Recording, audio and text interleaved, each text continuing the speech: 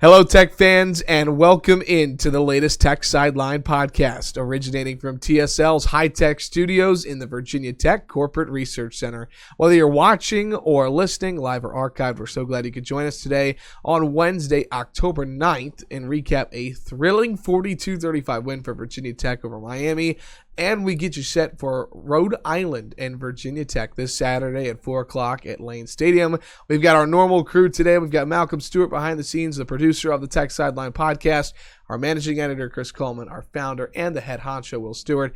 And I'm your podcast host, Evan Hughes. Again, glad you all could be here today. So glad everybody could be listening or watching with us on Facebook, on YouTube, on SoundCloud, on Apple Podcasts. So many great ways to listen and watch the Tech Sideline Podcast. Reminder that this week and every week, the TSL Podcast is presented by the Fisher Law Firm, Virginia's trusted DUI and traffic defense firm, dedicated to defending individuals charged with traffic-related offenses. From their offices in Blacksburg and Roanoke, the Fisher Law Firm handles cases throughout the Commonwealth of Virginia. To date, the firm has defended more than 30,000 people charged with moving violations. For a free consultation, call anytime, day or evening, toll-free at 1-800-680-7031. Again, that's 1-800-680-7031, or email them at info@fisherlegal.com.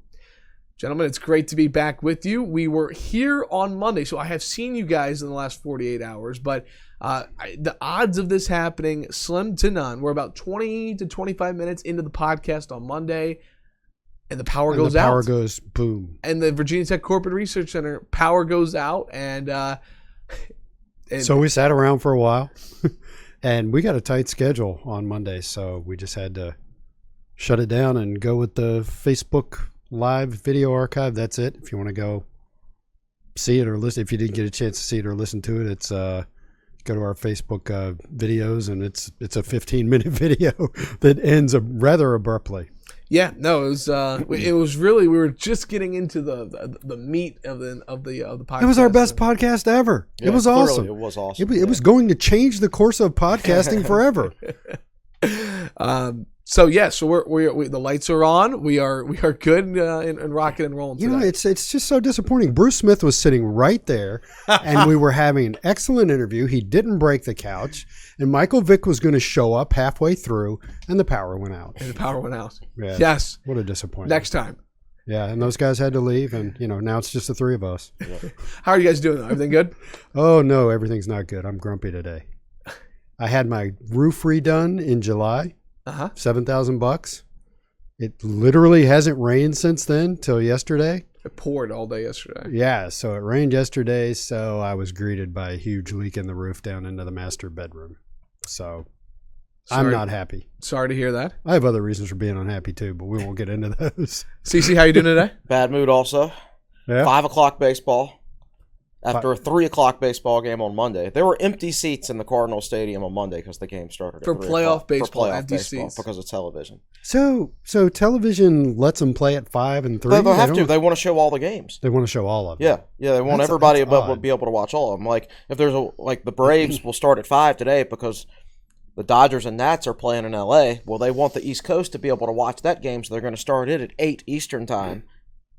Like 5 o'clock their time. Right, yeah, exactly. Yeah. So television, man. It kills the first round of the playoffs as far as the timing of them and everything. So yeah, I'm in a bad mood in a 5 o'clock game, although it's better than 3 o'clock.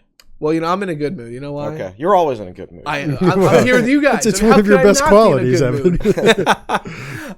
Well, good luck to your Braves today. For those that don't know, CC is a diehard Atlanta Braves fan. They're in a winner-take-all game against the Cardinals today. We're recording on Wednesday. They haven't won a playoff series since a month after I enrolled at Virginia Tech. So That's I'm crazy, not going to because hold they my used to breath. win all the Braves, time. it doesn't sound like the Braves. That just sounds wrong. And they've been in the playoffs a lot since then. It's just you would think the law of averages they would win one. It's just weird that the Mets have been in the World Series like in just the last few years, and the Braves haven't. Well, why I'm also very excited today because we have a song lyric. I thought I was going to say because the gnome is with us. Well, I'm getting. Right. Yes, we will address the gnome. We talked about it Monday. That gnome needs a name, man. It does need a gnome. All right, all you people on Facebook Live, come up with a name for the gnome and don't make it silly. And also on Facebook Live, if you know the song lyric, we'll get to the end of the podcast. Of course, Will always likes to throw. Not always. Or sometimes I forget. Yes. I'm still 0 for I've never gotten one. I even served up Queen of my double wide trailer. That was pretty easy. You can't do a thing to stop me. That is today's song lyric. I like it. I mean, I don't know what it is, but I like that lyric. It's a great song. So anyway. So drop that in the comment section on Facebook. We'll get to that at the end of the podcast. That's right. So we introduced our gnome last week on set. And the gnome he's in a good mood. So that's two people in a good mood and two people in a bad mood. The gnome is undefeated, Will. Well, he's 1-0. That's true. So we've got the song lyric, we've got the gnome, we're rocking and rolling Tech Sideline Podcast. Again, glad you could be with us today. We're going to kind of recap the Miami game, not as in-depth as we normally would because we got to get into Rhode Island prep as well. And excuse me, the last thing I knew I was forgetting something. We talked about on Monday, for those that didn't see the Facebook Live, that archived, the Heidi Game. Right. To get into that before we get into the Monday game. Will, you read up on the Heidi Game. Tell our listeners that might not know, what's the Heidi Game all about? I did. We were comparing how ESPN cut away from the Tech Miami game, and then there was a play that occurred with nobody watching on television, and that reminded me of the Heidi Game, which you as a Jets fan, you need to study that lore.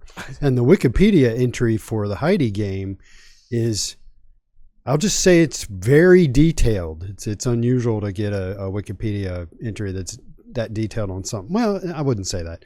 I just didn't expect it to be as detailed as it is. I think the game took place in 1968. That's a good time for the Jets. Don't really remember the year. It was the Raiders and the Jets. And some of the detail of the game was kind of interesting. The Wikipedia entry says early on, words to the effect of, at that point in time, it was common for most football game broadcasts to take about 2.5 hours. Wow. And they slotted 3 hours back then. And that's kind of a thing that still exists to this day. Networks slice out a 3-hour time slot for a football game. Recently, they've kind of bumped it out to 3.5, because they know how things go. But back then, it was common for pro football games, college football games to go 2.5 hours, and they would block out 3 hours to show the game.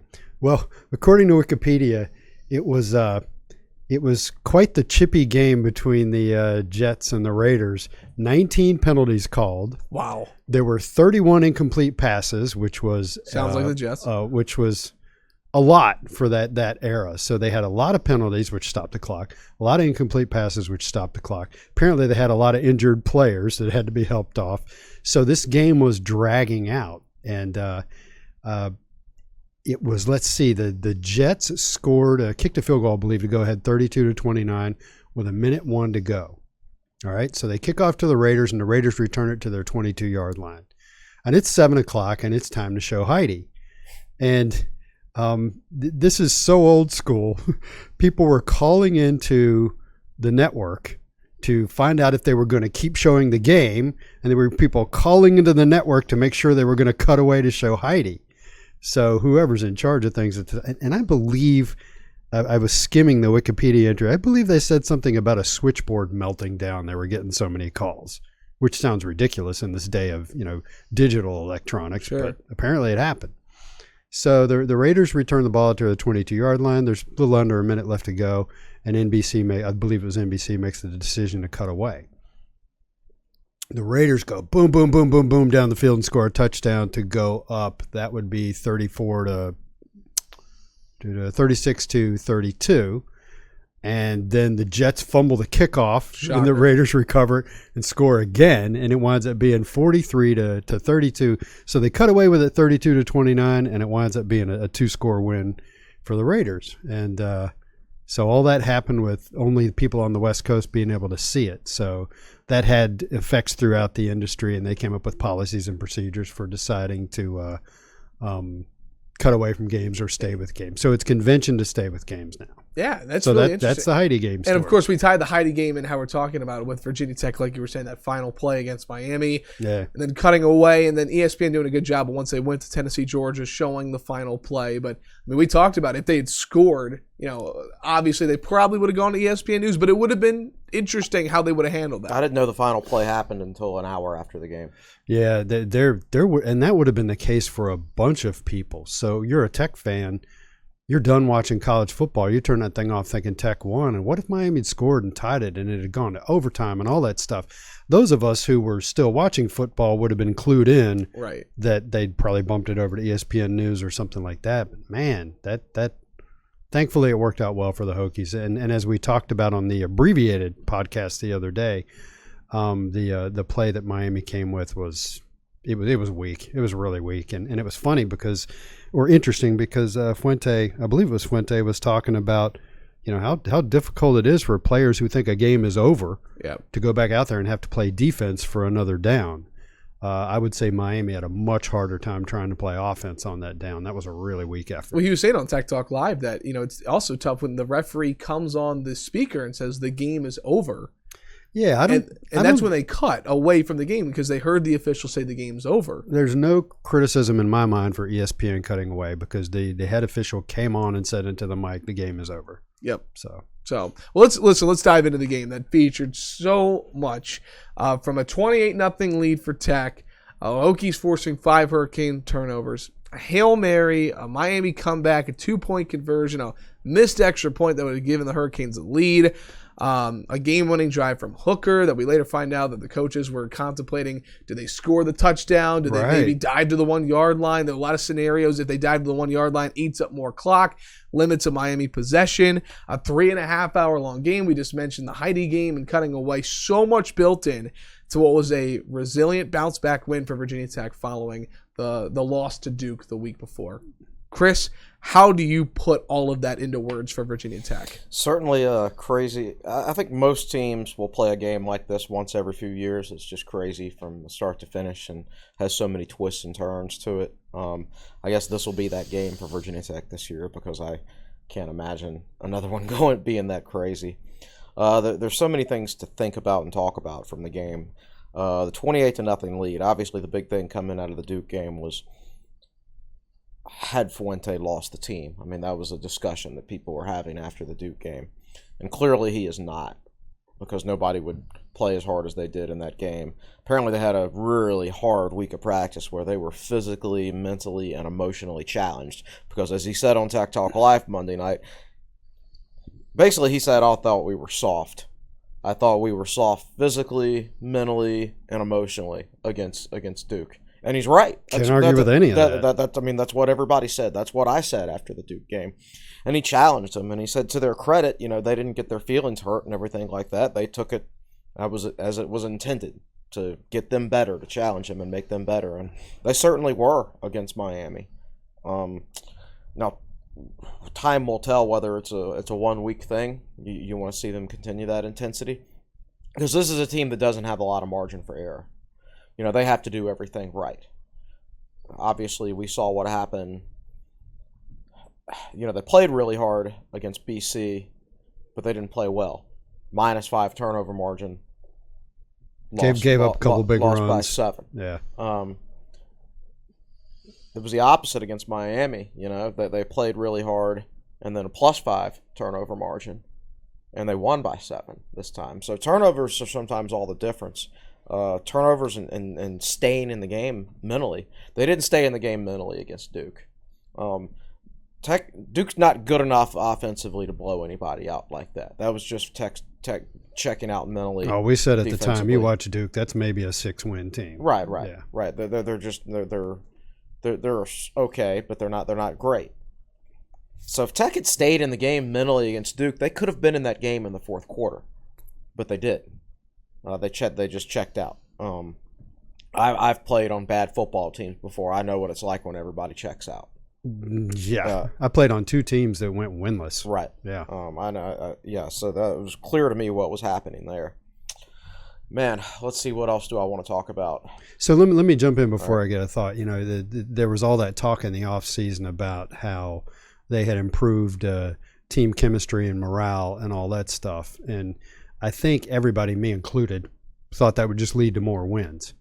And that doesn't appear to be the case. Mm-hmm. But you take a situation like the past week where they play poorly against Duke, and then the coach challenges them by cracking the whip in practice. If your team is not together and your morale is bad and guys are not buying in, that move backfires.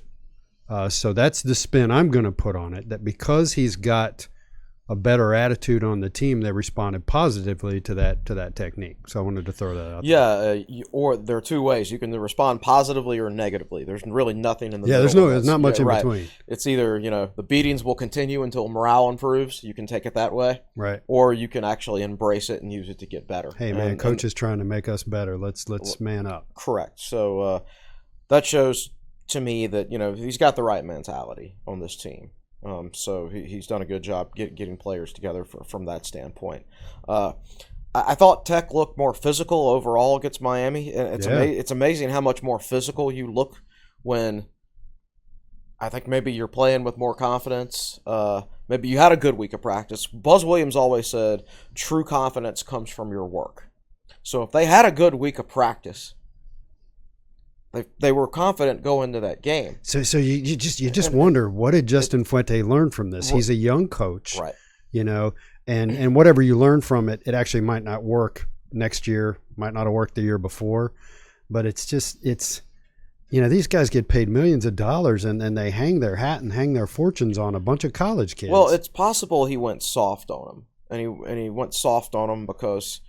Maybe a little too touchy-feely. Yeah, right. I mean, everybody wants them to be buddy-buddy with the players. You can't do that. Yeah. Now, he denied this, but I think a player or two mentioned to the media back before the season that one of the things they complained about, one of the things they talked with him about was the off-season conditioning program, training program, and things like that, and how they made changes there. And then Fuente came out and said, no, we didn't make any changes. But I think a player or two said, yeah, they made changes. And what do you think were the nature of those changes? I don't know, but it just didn't seem like we were as tough and physical and conditioned as we should have been to start the season. Mm-hmm. Maybe we weren't practicing them as hard because of that little player revolt that we had last year, and he didn't want to take a risk of losing anybody. But now at least he has tangible evidence where he can put in front of them and say, this is what happens when you have a really good, tough week of practice and you challenge yourself.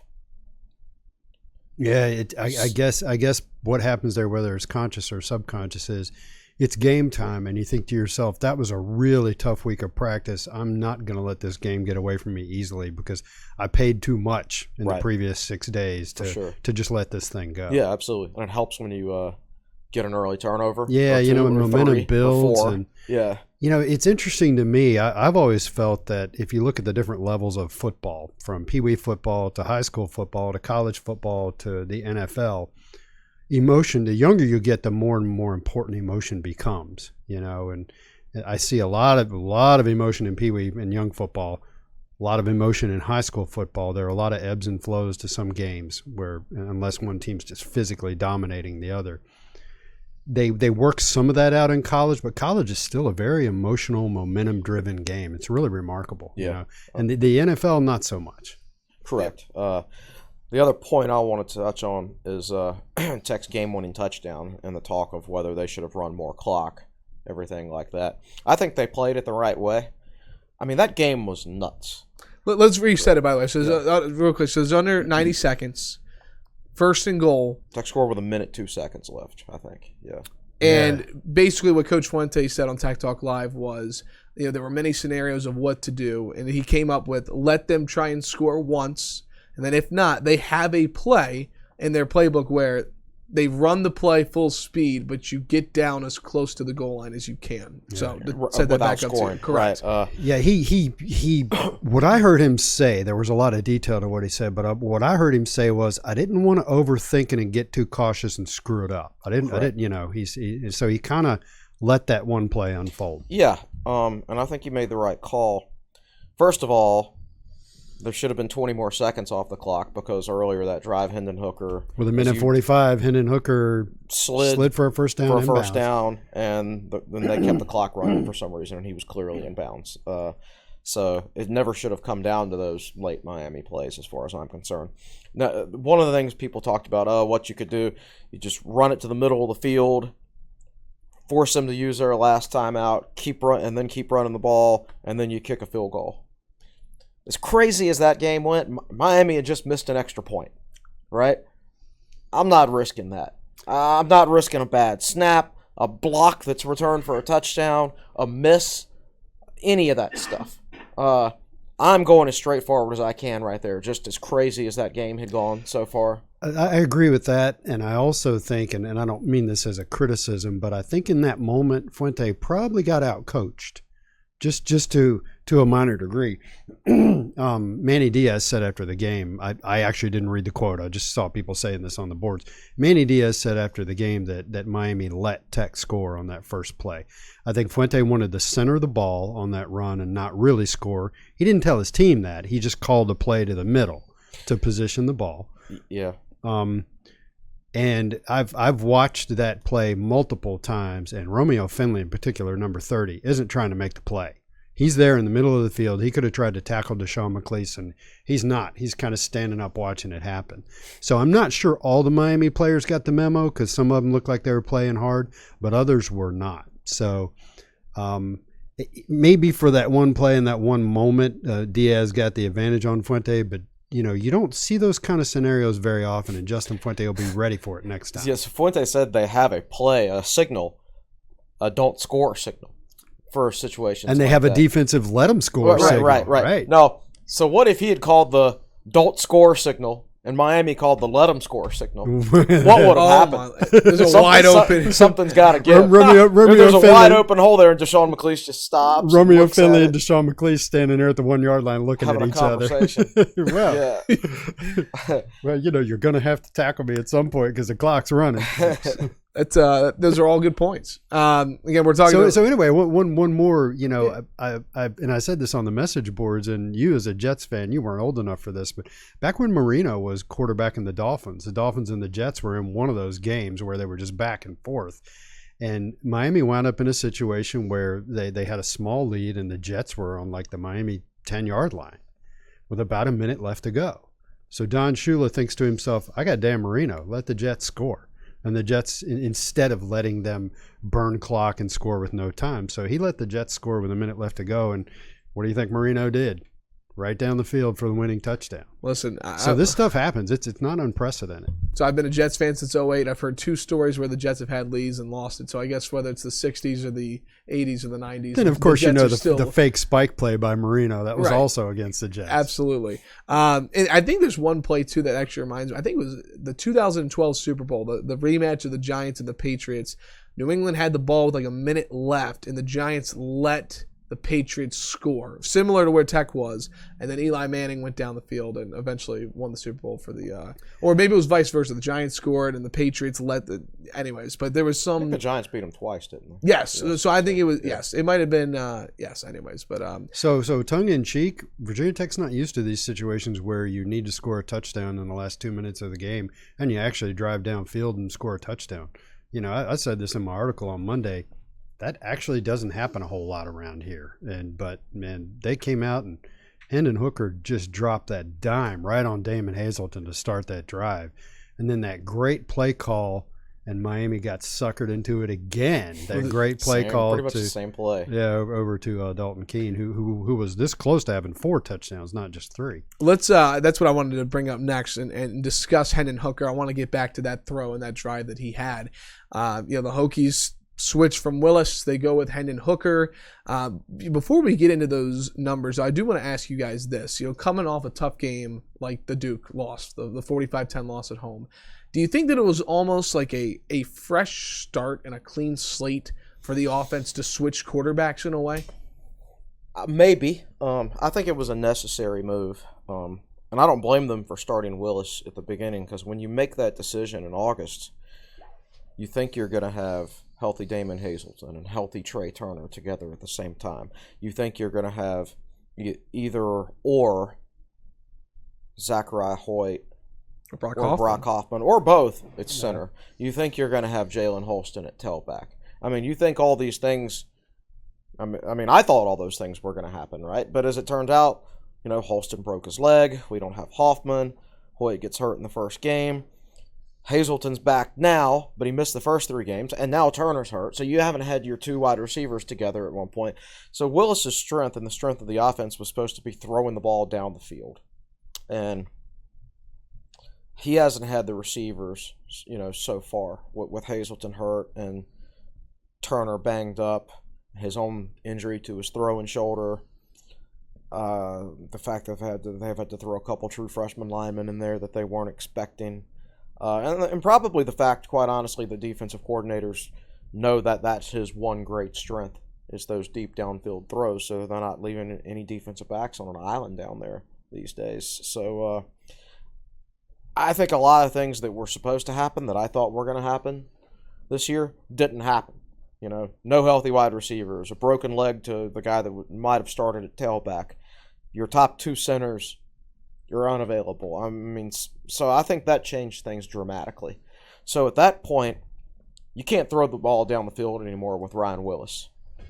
And he, quite frankly, is not a good enough quarterback to really see the field, make quick decisions, to check down to those short to intermediate routes and things like that. He just hasn't shown that ability throughout his career. And so if those deep balls are taken away, he becomes an ineffective player. So you've got to pull the plug. And I think they finally figured out. I don't know why they went into the Duke game with both quarterbacks, because they're both such different quarterbacks. You have to have two different game plans. Three quarterbacks, actually. Right, yeah. They're such different quarterbacks, you have to have different game plans for them. You can't run the same game plan with Ryan Willis that you run with Hendon Hooker, or vice versa. So, to me, it's like when you go jump in the ocean, right? It's much better to just jump in the ocean than just go stick your foot in and everything like that, because you don't know how cold the water is going to be. Well, Virginia Tech, the Duke game, they just kind of stuck their foot in and weren't aggressive, and the result was a 45-10 loss. They needed to jump into that game, probably with Hendon Hooker, and design a game plan around him. And they had a whole bye week to do it. And they didn't do it. Yeah, they got more done in the 1 week between Duke and Miami than they did in the 2 weeks before Duke. For sure, which is odd to say the least. Sometimes those bye weeks can work against you because you got more time to think and you can outthink yourself. So I think maybe they did that leading up to the Duke game. Sorry. So you look at the numbers for Hooker and Will coming into this game, 2 career pass attempts for Hendon Hooker. Completion. Yeah. 1 completion. He goes out there and puts together a 10 of 20 day passing, 184 yards, 3 touchdowns, and then he's the team's leading rusher, 16 attempts, 76 yards, a touchdown. He scores a touchdown on his first drive. What do you make of his first start with Virginia Tech? So some numbers. His QB, his pass efficiency rating, the collegiate scale, was 176.8. I believe I read it was the highest rating of the week for anybody. And that's with a 50% completion percentage. His yards per attempt was pretty high, and his touchdown interception ratio was good. And you're not supposed to use QBR, or pass efficiency, on a per game basis. It's kind of a season thing. But if he'd been doing that all season long, he'd be the number 11 passer in the country. So that's how good for him that one particular outing was. The other thing that I was impressed by was how well he ran the offense. And I've said all of this in my Monday article. I didn't see issues with getting the play calls in, getting guys lined up, getting the plays off on time. And that's something that really wasn't talked about, was how well he ran the offense. And then the third thing was he was more elusive he broke more tackles as a runner than I expected. He's elusive. He's more explosive. I think Ryan Willis has good top end speed. He does. I think if you put him and Hendon Hooker, next to each other in the 40, it'd probably be maybe the same, But the quality of the run, the characteristics of the run are very different. And I was going to say that Miami was surprised by Hendon Hooker's running, but I'm not sure you can really prepare for something like that. I guess you could spy the quarterback or whatever. But there were a couple of runs he had. He had one where he juked Shaq Quarterman out of his shoes. Quarterman didn't even get close to tackling. 4-year starter linebacker. Yeah, and Manny Diaz said that, I can't remember exactly how he phrased it, but I think that, Manny Diaz has taken over the defense after this game. He's going to take over, I believe, the defensive play calling. And I read an article about that, and he kind of said that that there's something missing with Miami that they brought back. Now, they lost some guys off defense, but they brought back 5 or 6, good players, including those linebackers, Quarterman and Pinckney. Is that the other guy? And, they just didn't play well. Hendon Hooker at times made them look bad. So I'm sorry I'm going on a bit of a tangent, but it's all very encouraging and very interesting. And one of the things, and we talk about this Chris talks about this all the time.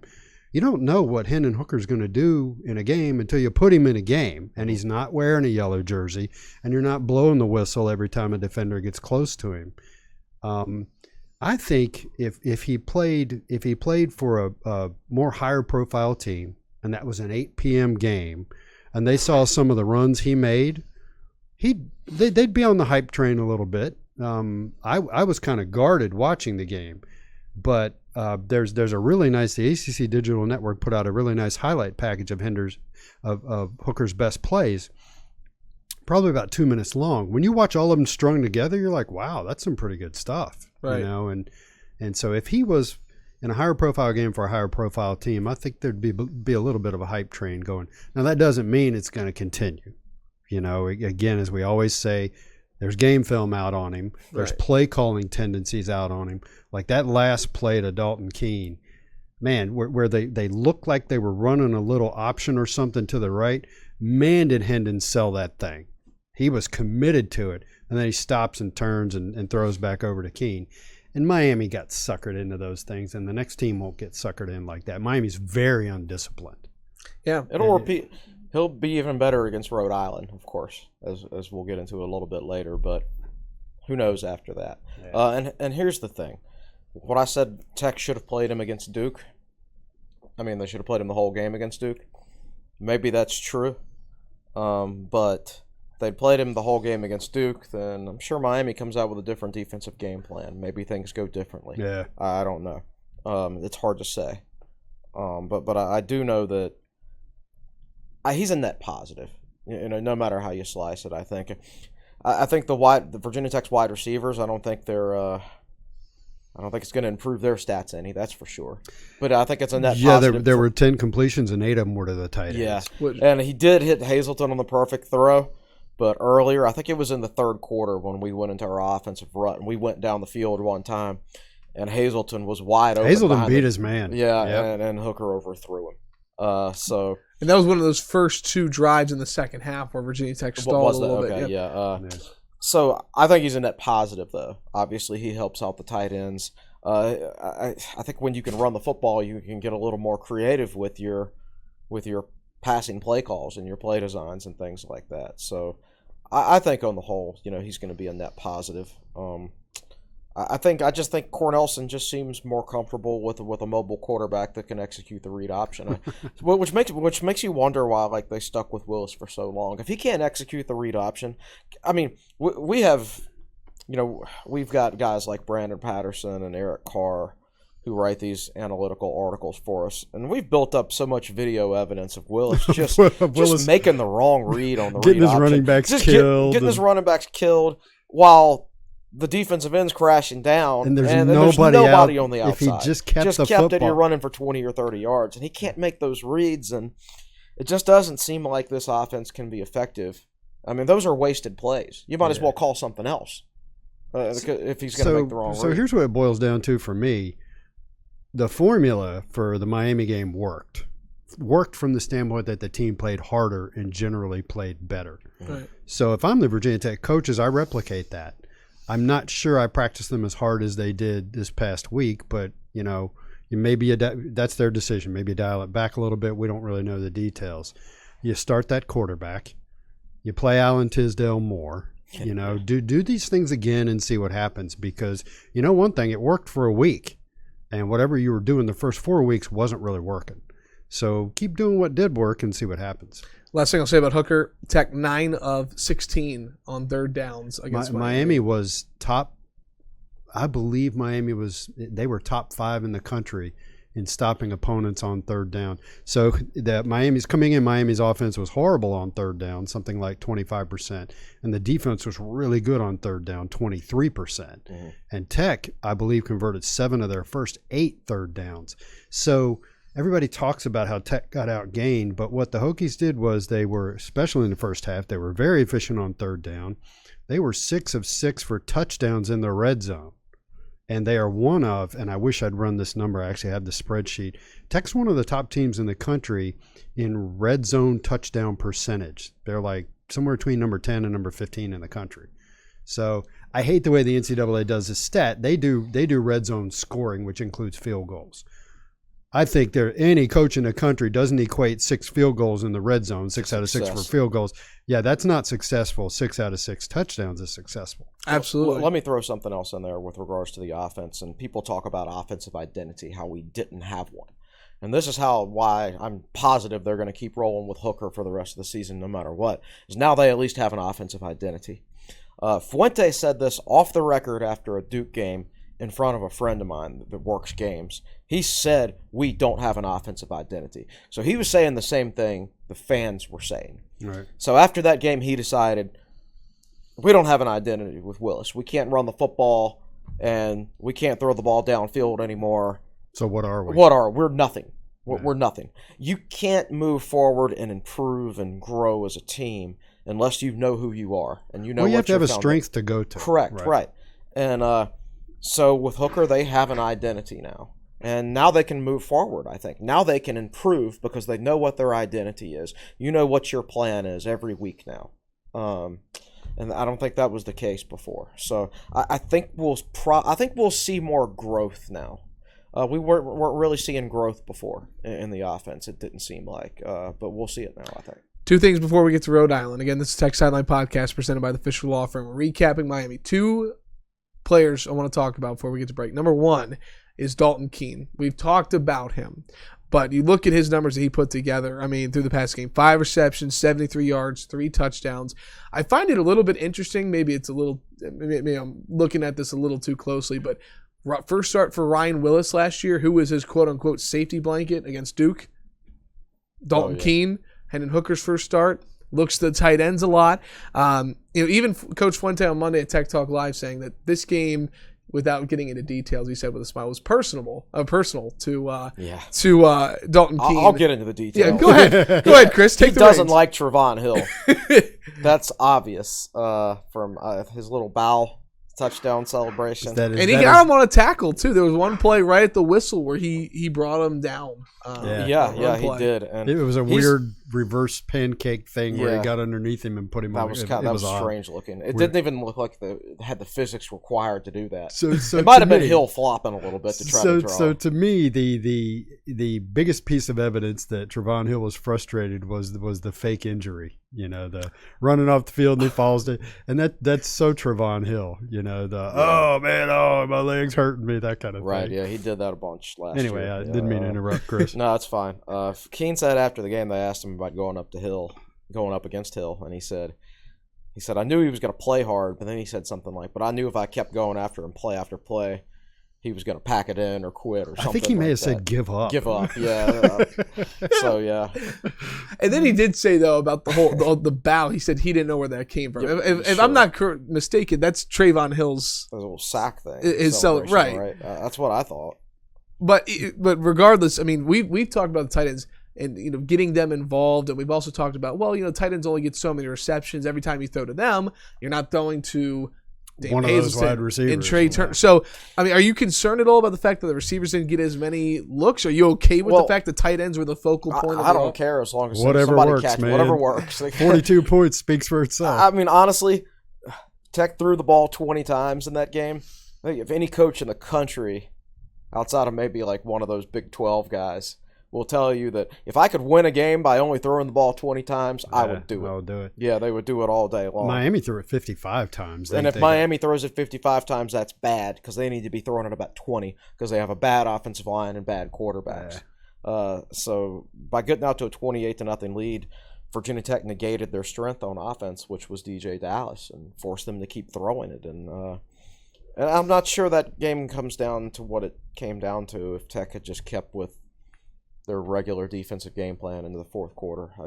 The 3-man rush thing just didn't seem to have the desired effect. You said defense. We'll close with this. I'll start with Will before we get to Rhode Island.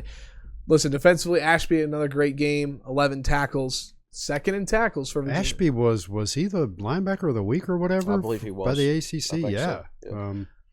That's right. They led off Tack Talk Live. That's correct. Second time in his career he's had that honor. Yeah. Second time this season. Yeah, I believe, yeah.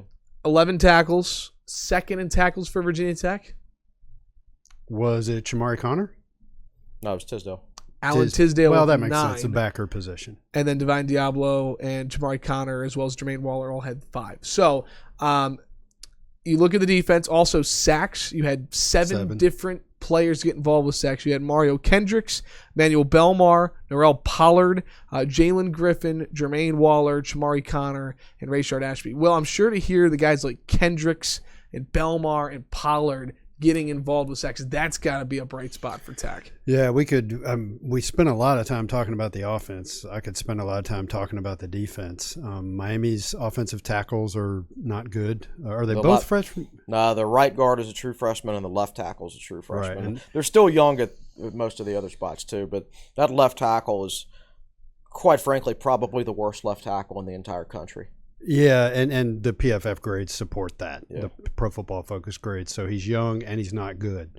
So Tech brought a lot of pressure from just the from the 4-man rush. But they also, Bud, everybody's saying Bud 3-man rushed it too much. But if you watch the rest of the game, he brought somebody on a lot of plays. Chamari Connor, probably Ashby.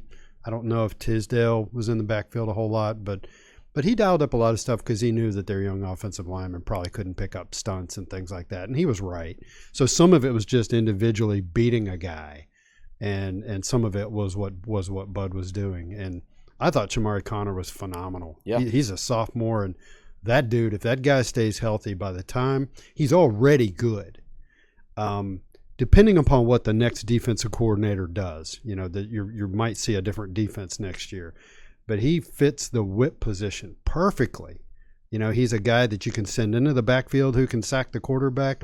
And there were several instances of him being 20, 30, 40 yards downfield in coverage. And that's one of the things you want from your whip linebacker. And he's such a physical tackler. I highlighted a play that, nobody else is talking about. But DJ Dallas made a run off the left side. And the way I phrased it was Chamari Connor was getting his lunch money taken by a tight end. And he just shed the block, reached out and grabbed Dallas, who was a physical, explosive player, and stopped him right there and took him to the ground. And that's just, there aren't a lot of guys that are good at that. And that's a guy that you can, so we've got guys at, Virginia Tech's got guys at all levels of the defense. I like some of the defensive ends. I really like some of those young defensive tackles, plus Deshaun Crawford. Mm-hmm. I really like Tisdale and Connor. And Ashby, Ashby's a Mike that's where he belongs. He's not a great guy in the open field, but he's good at that middle Mike position. And then Chris highlighted in his Inside the Numbers article this week, Waller and Farley have just improved by leaps and bounds. So I really like the corners.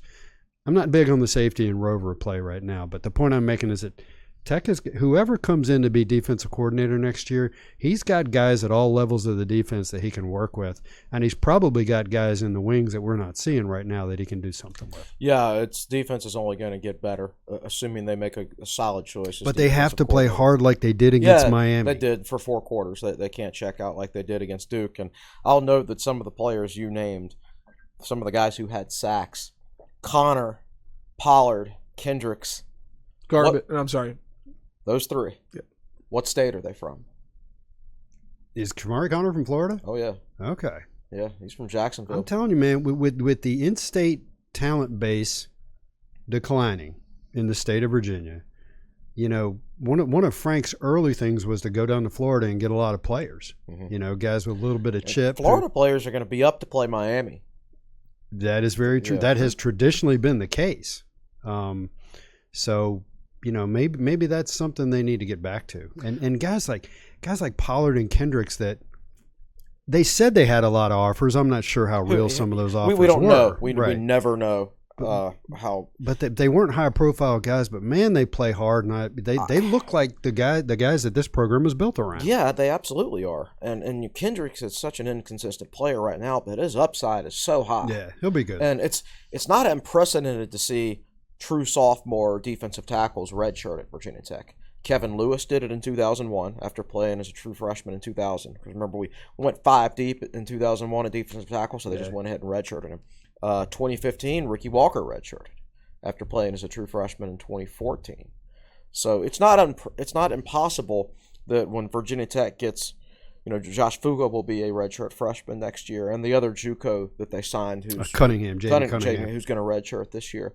You're talking maybe 7 or 8 defensive tackles who can play on the roster next year. So it's possible that one of those true freshmen can redshirt next year. So I'm actually getting excited about the future of the defense.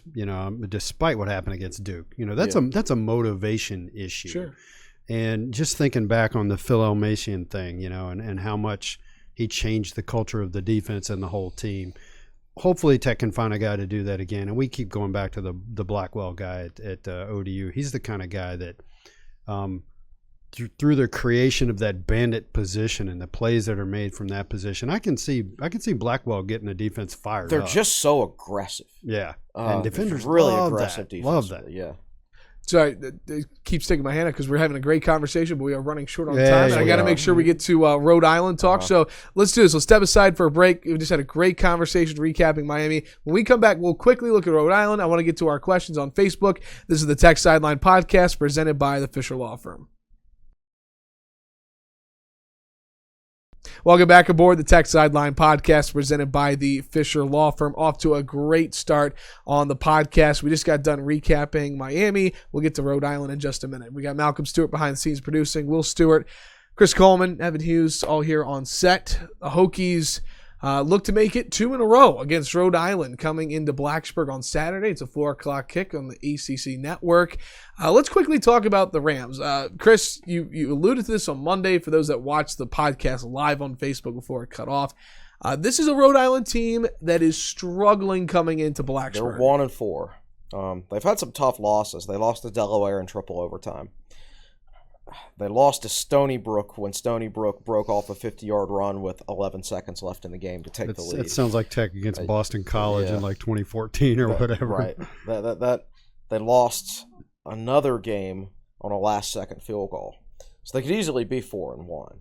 But that being said, there's a reason they're 1-4, and it's because their rushing offense averages 75 yards a game and 2.8 yards per Something carry. like that, yeah. And then their rushing defense is one of the worst in FCS football. They give up 250 or something like that. 250 some yards, like 6 per or game 7 on the yards ground. a carry. Yeah, something like that. So there's a reason that they're 1-4. They've had, it's bad luck when you lose that many close games, but at the same time, there's a reason for it. It's because in the running game on both sides of the ball, they're bad. It's a little surprising that they're bad defensively. To me, they look like they're a bigger team than most FCS teams are as far as defense goes. They play 4 defensive linemen, but like one of their defensive ends is like 280 pounds. Wow. So they're probably slow. If you're a 280 pounder at the FCS level and you're playing defensive end, you're probably slow. So this is what looks like to me a pretty slow defense. They're fairly experienced. They're just not very good. Yeah. Offensively, they've got 2 really good wide receivers, very good players, and a very good passing quarterback. But the quarterback's no rushing threat. He has 19 carries this year. 12 of those were sacks. So he just doesn't run the ball. And he has no running game behind him, like 2.7 yards per carry. Vito Prior. Yes. So he's a guy, only 187 pounds. The quarterback's 187? The quarterback's 187. With no rushing threat behind him, and he's not mobile. Right. I mean, he's going to be an absolute sitting duck. Tech is going to tee off. Yeah, and this is interesting because Waller and Farley will get challenged by what you say are 2 good receivers. Yep. So that's good. I think if they watch some film and see those guys are good, they'll be dialed in. Sure. I can't speak for the rest of the team. Oh man, I think it would be easy to motivate the defense this week. Well, maybe not easy. Maybe I'm probably overstating that. I mean, it's a trap game between Miami and UNC. But I would be telling those guys, look, this quarterback's going to be a sitting duck. He doesn't run, and they can't run the football. You don't have to worry about the run. Jalen Griffin, you just pin your ears out and go after the quarterback. Yeah. Alan Tisdale, we're going to blitz you a lot today. we're just going to go get after this guy, meet you with the quarterback, and just have a good time today. Right. Because that's what defenders want to do. Yeah. So I think this has the potential to be a fun game for Virginia Tech's defensive players. And I don't mean any disrespect to Rhode Island's offensive players, because that quarterback and those two receivers are good, but it's not a good matchup for Rhode Island. It's a great matchup for Tech. A bad matchup for Tech is quarterbacks that run. Right. Like Furman, Darren Granger. Right. This guy's not a runner at all. Yeah, you look at it now, granted, it was at Brown, but 31 of 44, 389 yards, 3 touchdowns, no picks for Prior. And then this receiver, Isaiah Colter, one of their top 12 receptions, 171 yards, and a touchdown against Brown. Both of their receivers went to Gwynn Park High School in Brandywine, Maryland. And I put this in my game preview, which will be out later today. If you're watching this live, maybe already out if you're watching it archived. Virginia Tech had a former starter on defense that played in the NFL who went to Gwynn Park High School. And your trivia question for the day is, who is that guy? Who is that guy? Yeah, so Chris has put in his game preview. The first person to answer that question correctly in the comments on the article will get a TSL Pass subscription. That's right. You have to do it in the comments. You have to do it in the comments in the article. You can't do it on Facebook. Yeah, don't do it on Facebook, and actually don't give it away on Facebook. Don't give it away on Facebook if you want to be first. All right. So while I have that, and before we get to your predictions here, I'll go with this. I have a trivia question that can be fun for those on Facebook as well. I tried to come prepared with a fun trivia question. Tech and Rhode Island have played one time in history.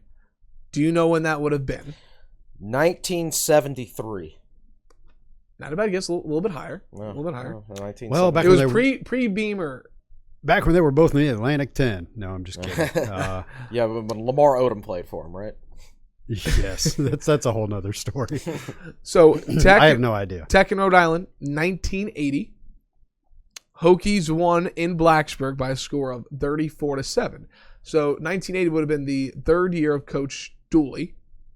And in 1980, I pulled it up, Virginia Tech in 1980, went 8-4 that year. They played in the Peach Bowl in 1980. Any idea of who that opponent would have been? Miami. Correct. Jim Kelly was quarterback for Miami, right? Oh, it's a good. Yeah, it doesn't have the box score. It's so far. I wasn't able to do the. And Mark Rick would have been their backup quarterback, right? I can't remember if that's the year.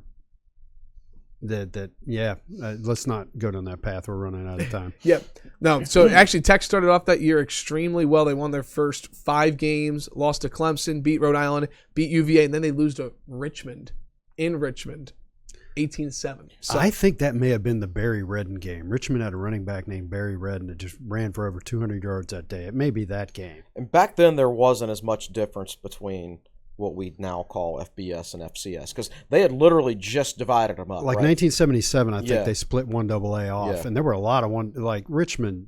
Richmond gave a lot of people a lot of trouble back then. William & Mary was a good football team back then, so but eventually the difference in scholarships gradually. Yeah, my senior year in 1986 when Tech went 9-2-1. It's 10-1-1 because one of the losses got forfeited. Tech went 9-2-1, and they only beat Richmond 17-10 that year. Spiders. There you go. Little trivia question. Listen, I know you guys are both probably going with Tech here, but maybe a prediction. And how about something you're looking forward to for Virginia Tech to accomplish on Saturday against Rhode Island? I think I called it 52-10 or something like that. Yeah, and I'm probably going to go 42-10. Yeah, I want to see that intensity level kept up. I'm not saying I necessarily expect to see it for 4 quarters because it's hard to do against. I think this is going to be a blowout, and there's going to be some backups in the game and things like that. But I want to see them come out with a killer instinct on both sides of the ball and put these dudes out in the first round. Just go knock them out, because that's what you should do against a team like that. So that's what I want to see this week. Continue to play with the same attitude as last week with a whole lot of emotion. That's the main thing I'll be looking for. And one of the small things we'll be looking for is please don't play Deshaun Crawford. Yes. Please don't play Trey Turner. Yes. You don't need them this game. Get them healthy for the stretch run. Yeah. And I keep going back to last season when they played Ricky Walker against William & Mary after he hurt his ankle against Florida State. What happened, of course, is he re-injured it against William & Mary after like 5 or 6 plays probably. Game in which he was not needed, and then he wasn't healthy again until late November. Yeah, he was in a boot after that. Yeah. So don't risk it with those two guys. They're too important. We've got the best producer in the world, Malcolm Stewart, produces each and every Tech Sideline podcast. He's back there with a smile on his face. Malcolm, I hope that means that we've got some questions on Facebook. Sure. Do you want to talk about the gnome name first? Yeah, sure. What are some suggestions for naming the gnome? The one with the most likes so far has been Skipper. Saw Jet Sweeper. Jet Sweeper. Skipper's not bad. Noki, Gnokie. I like that. Fun. Yeah. And then on the question side, a couple people have asked about Dax versus Tisdale. What sort of impact was Tisdale having on Bud's loyalty to Dax, et cetera, et cetera? Well, Bud is very quick to protect Dax. After the game, he made sure to point out that because Virginia Tech was up by so many points, they knew Miami was going to start throwing the ball more, and they thought Tisdale was a better matchup. He also said it's not anything Dax did. It's just that Tisdale had earned the playing time. Right, and Tisdale has earned it. I think now maybe what we don't know is about Tisdale at this point is how heavy a shoulder does he have? Is it like if we were playing Pitt and they were just running the ball right at him, how well would he hold up? I don't know. Yeah. Maybe it's different there. I personally don't think so. And by the way, one of the things we've been guessing or thinking might happen is that they might redshirt Dax. That's not going to happen. Yeah, that's not going to happen. He's now played in they're going to redshirt Artis instead. I think I would go ahead and play Dax at Mike and get him a little bit of time. I'd take a look at him there. Yeah, for sure. I mean, that's his most natural position. I think Dylan Rivers could back up at the backer position. And honestly, I'd be giving Tisdale 100% of the snaps there. I think he's not only is he your present, but he's your future there as well. Some of the closing speed and open field tackling that we saw against Miami, it's plays we have not seen Dax make. He's just, Tisdale just makes the defense so much more athletic. It's so, we were talking about Ashby earlier, try picturing Richard Ashby play in the backer position. That'd be ridiculous. Right. It's not he just can't change direction like that. And we've talked repeatedly about how we think, and Bud even said this. He said that Dax is Bud hedged. He's probably more of a natural Mike. It's like, well, you can drop the probably. Probably, yeah, exactly. And the fact is they recruited him as a Mike. Yeah. And then in August, last year, they started working him at backer because they didn't think Dylan Rivers was quite up to the job, and they needed somebody there. And it was the right move. It was the absolute right move because they didn't have a backer. Well, now they've got a backer. So, to me, the right move would be moving him back to Mike. So, Artis is a Mike, right? Artis is a Mike all the way. So maybe the issue with this program is we've got a billion Mikes, right, and only one true backer. So maybe they redshirt Dax next year to get some separation between him and Ashby. But then he'd be the same year as Artis. Well, I think you need two. I don't think you need three. So anyway, right. But you don't see juniors redshirt generally. I'm not against it. That's rare. Yeah, honestly, I would rotate them. I would have some type of rotation. I was about to say Bud doesn't rotate his linebackers. He does when he has good linebackers. When he has good backups, we generally don't have good backup. But he forgot to rotate Tisdale. He forgot, supposedly. Yeah, right. Now he rotated Jay Kalsright and Brian Welch. Yeah, he did. That was a long time ago. He rotated. I remember in 2011 he would rotate. He rotated Baki and Xavier Adibi. He did in 2004. In 2011 he rotated. Oh goodness, no, 2010. They rotated Bruce Taylor and, gosh, I forget the backer's name, but he ended up becoming a really Chase Williams. No. Jack Tyler. No. Oh, I can't. I'm out of names. He had a twin brother. They both signed with Tech. Oh, and gosh, what were the Tariq Edwards? Oh, okay. I thought you were talking about the Warrens, but I guess they go further back. He rotated Tariq Edwards in 2010 at backer. So when he's had competent backups, he's rotated his linebackers before. But, he's not the guy anymore. He's not going to be here next year. Right. So, next question. Yeah, we don't even know if the Mike and backer positions will exist next year. So, to a certain extent, that's a wasted conversation. But anyway, go ahead. Chris Grella asked, is this a game where we can get Quincy some work if Tech can get a lead, or just stick with Hendon Hooker the whole game? It's certainly a game where you should get Quincy some work. I'd go vanilla with Hooker, and I'd play him 2 or 3. Assuming the game goes the way we think it's going to go, play 2 or 3 quarters. Yeah. And I'd ideally like to have him out of there halfway through the second quarter. I think you want to play him in the first half. You meant halfway through the third quarter? Halfway through the third quarter, right. Sorry, yes. I think you want to ideally play him in the first half. Give him some more experience with those halftime adjustments and letting him translate them to the field, and then pull him halfway through after a series or two in the third quarter. I would play Quincy. I know Willis is technically the number 2 quarterback right now. I don't see the point of playing him because Willis at this point is what he is. He's not going to get any better at this point in his career. So, and he runs a different game plan, obviously, than Hooker anyway. So, yeah, for garbage time, I would play Quincy for sure. I agree with that, and I'd give Quincy a lot to do. I Yes. think the very, very limited snaps we've seen from Quincy, I've been surprised how little confidence he runs with. So I'd work on that with him. I'd say, listen, we're going to run you some. I don't want you to take off. I want you to run some people over me. Run with authority and run with confidence. Work on the passing game also, So I'd get him a lot of work. Yeah. All right. Well, that's some great questions so far. Malcolm, any more? Yeah, I got one more. What impact or influence, if any, so far has Jerry Kill had?